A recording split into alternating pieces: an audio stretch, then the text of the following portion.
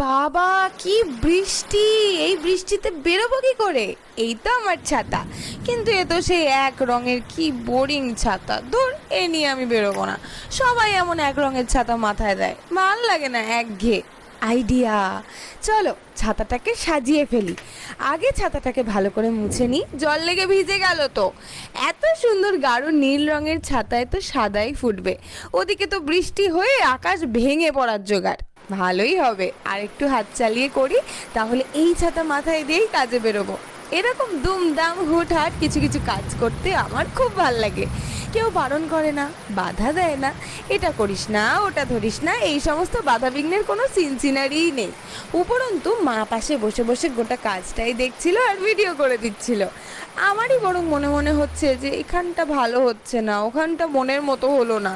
যাই হোক, হুড়ুম দুরুম করে চটপট আলপনা শেষ করে একটু শুকিয়ে নিয়েই ছাতাটা মাথায় দিয়ে যেই বেরোতে যাব,